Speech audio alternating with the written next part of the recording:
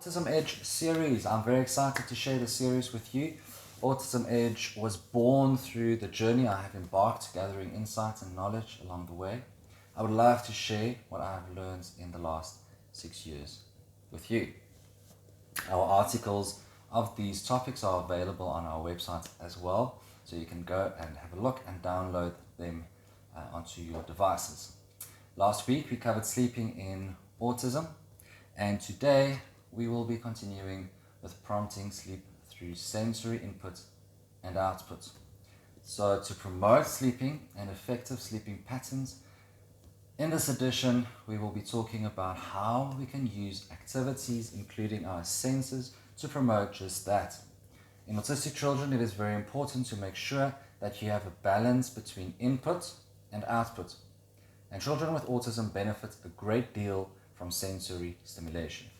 It has a positive effect on learning and assists them in adapting to sensory input. They may be oversensitive or hypersensitive, or undersensitive, which is now again hyposensitive, to the sensory input occurring around them. Examples of sensory input include sight, so see, smell, sound, taste, and touch. Sensory stimulating activities for children with autism work in ways that can have a calming effect. The intensity of these activities must be adjusted to meet the needs of the child.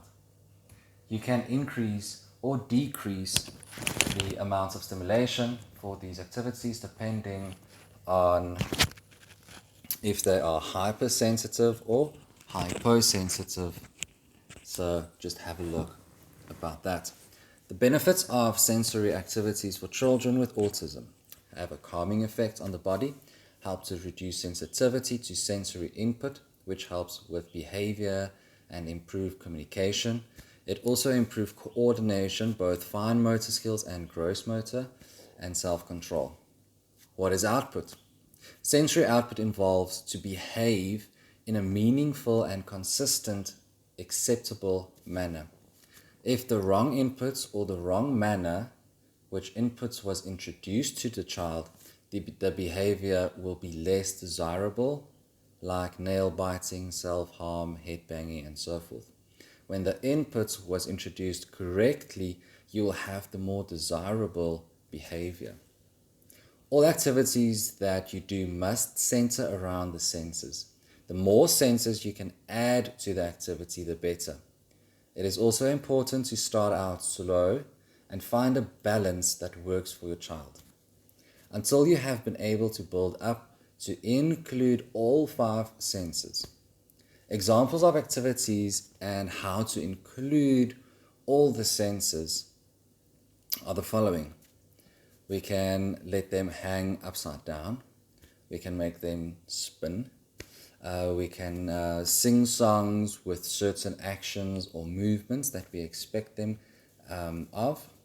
Jumping, running, rolling on a trampoline, that's very great.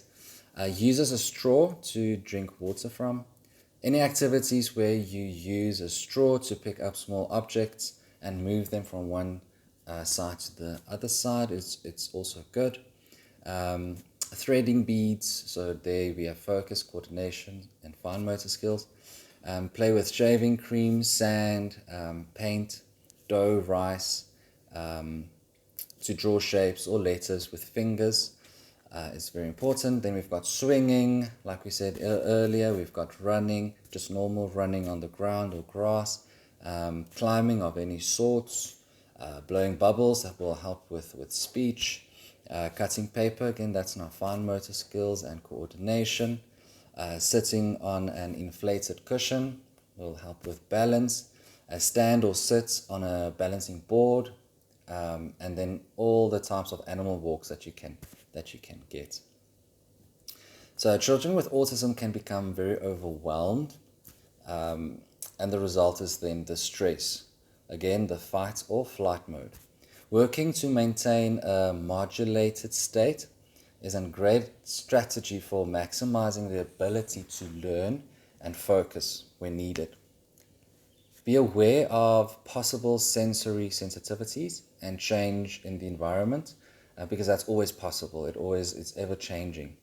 Students with autism may find it difficult to look at you and listening simultaneously, so break the activity up into smaller parts. Copy the actions or behavior you would like your child to do to assist them to understand what your expectations are. Make the activities playful and interactive.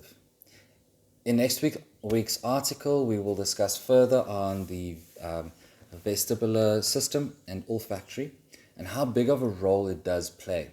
So please let us know if you have any questions about today's video. This video is also available in article form as well as on a podcast, so that you can go and listen to. If you have any questions, like we mentioned, you can just go to info@straussacademia.co.za. Let us know on what your thoughts were. You can also go to our Facebook page to view what we are up to on a weekly basis. And we do look forward to hear from you.